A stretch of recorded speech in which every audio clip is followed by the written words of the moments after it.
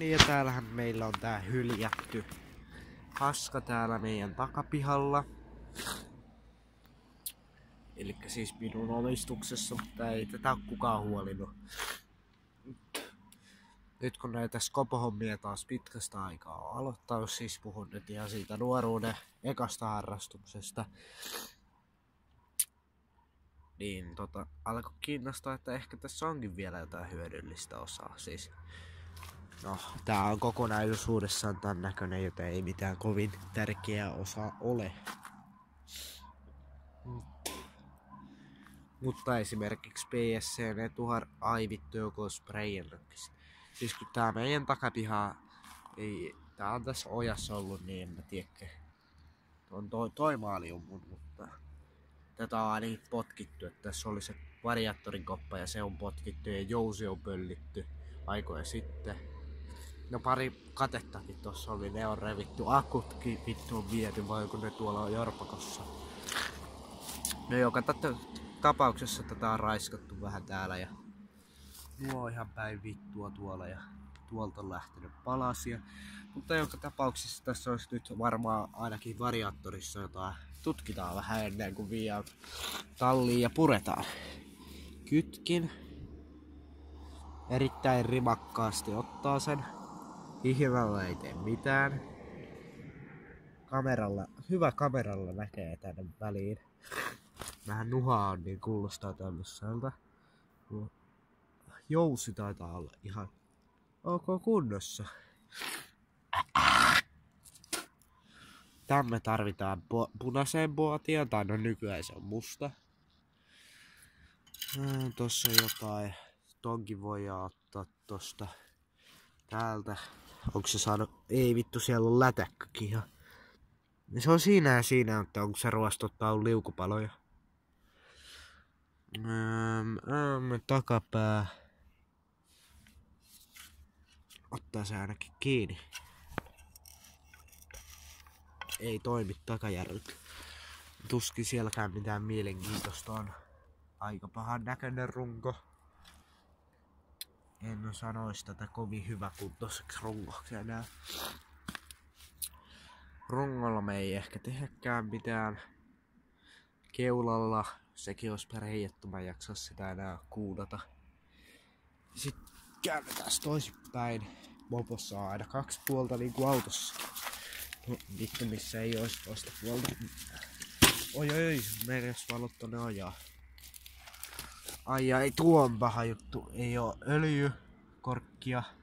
Elikkä öljyt on saattaa valuu. Ja tänne on päässyt roskaa. Varmaan. No 100% mahdollisuudella. Takarengas sen mä muistankin, se on paskottu aikoja sitten. Sähköt on viety tästä aikoja sitten. Magneetto nyt näyttää olevan. Ei, magneetto on aika hyvä.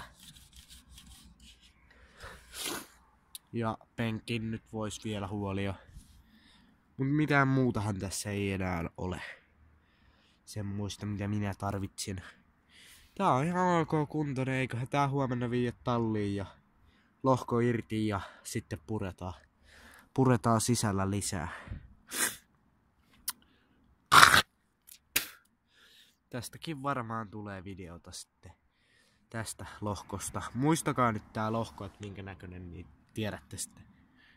Ja sitten semmoista ilmoitusasiaa, että huomenna tulee vielä video. Täällä on vähän muuta pimeä.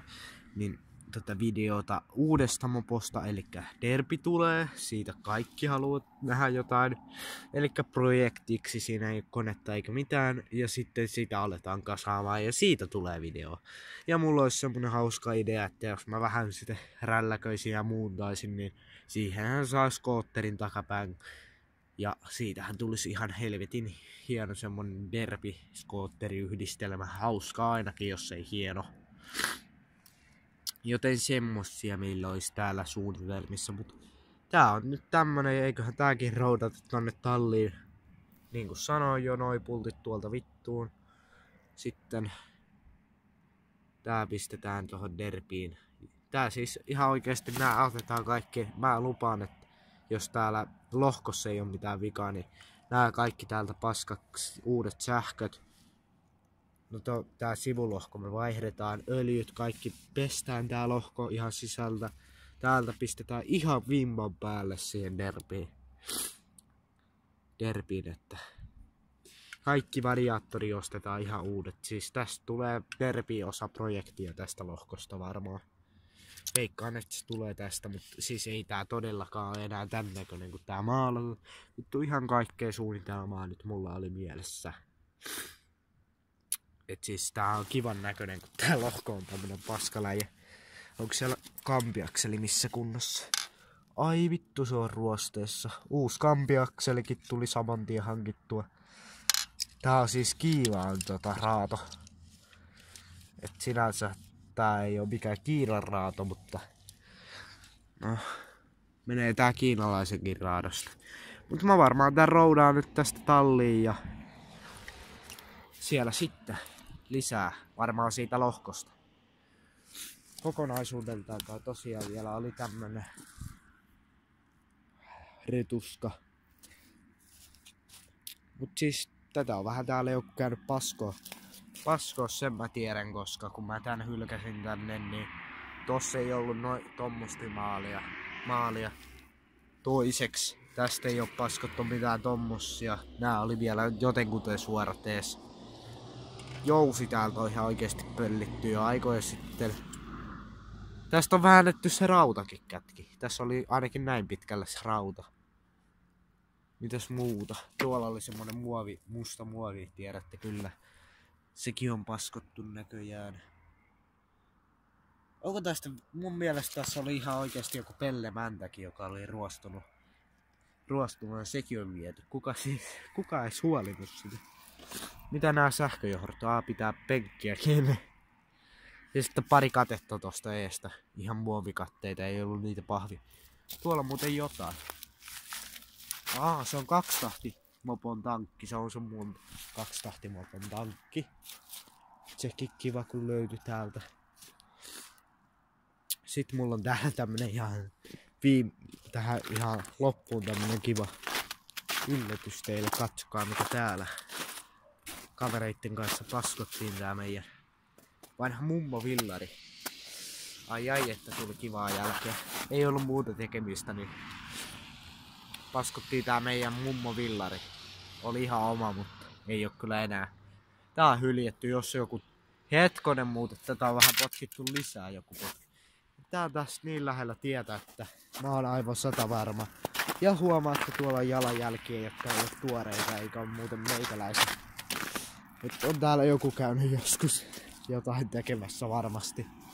Mut mä roudaan tän tonne talliin ja otan lohkon irti. Nää irti ja sitten tuleekin videota tästä lohkosta. Ja sitten huomenna aamulla varmaan aika nopeasti, jossain 3-4 maissa, 5 maissa ehkä, tulee videota derbin rungosta. Ja siitä, että mitä me tehdään sille. Että semmoista tällä kertaa.